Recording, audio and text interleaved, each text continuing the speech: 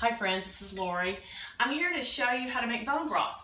A lot of people have been asking me how to make it. I've been making this since a friend of ours in Medford, Oregon, Mary Lou Oakes, showed me how to do this, and I've incorporated it into my daily habit of drinking a cup of bone broth. So let's start with the ingredients. First we have organic beef bones. This consists of about 4 pounds, and then just a whole head of celery just chopped up. You want to use the entire piece of celery, the ends as well. You don't waste anything when you make this broth. Also carrots, 3 carrots, and then I use leeks just because I prefer the flavor of leeks to that of onions, but you can use white or yellow onions if you want. One last piece, I found some London broil on sale, just a little bit here, in order to give it some meaty flavor. So what I'm going to do is, well, first let me finish the ingredients. Then we've got a cup of red wine, 1/4 cup of apple cider vinegar. You want everything to be organic if you can possibly make it from an organic source. This is Bragg's. Any type of organic apple cider vinegar is good.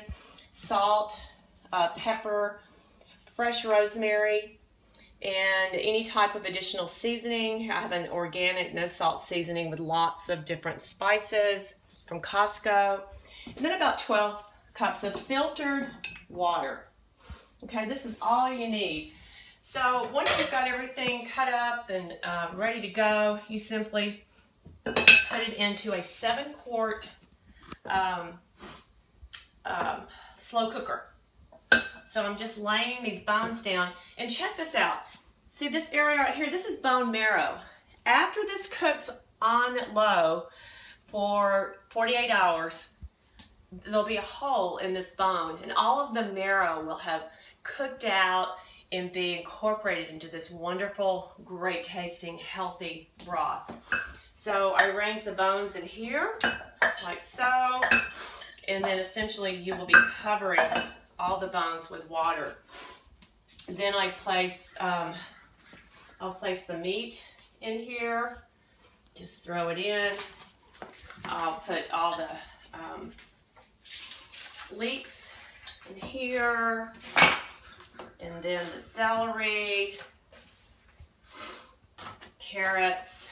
So you see it makes a pretty full pot. That's why you really need to get a 7-quart cooker.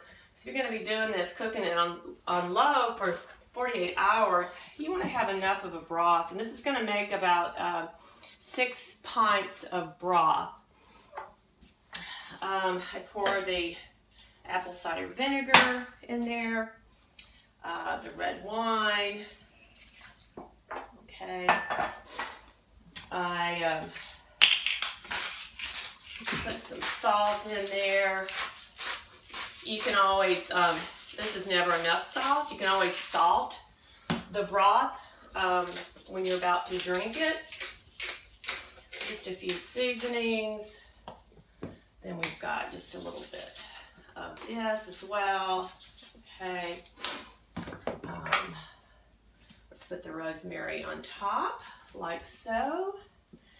And then we just simply cover it with filtered water. So all the ingredients I have in here so far are organic.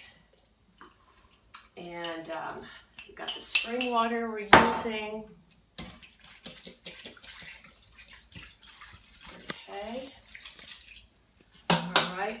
And what I would do is add a little bit more water so it's all the way up to the top. I'll do that in a few minutes. Cover it. Put it on, I first put it on high, and once it starts bubbling, which will take an hour or so, I turn it down to low. In this particular slow cooker, you can time it so it cooks for 10 hours at a time. So I just keep keeping it on 10 hours until about 48 hours have passed. Now, once it starts bubbling, you turn it down on low and keep it on low for 48 hours. Also, let me just show you what you want to do once the 48 hours is over with. You take everything out of here. So you scoop out all of the vegetables, the bones, the meat. You may be able to use the meat in another recipe, but you throw all of that away and then you strain it. You pour it into a strainer, so all you're left with is this beautiful, bronzy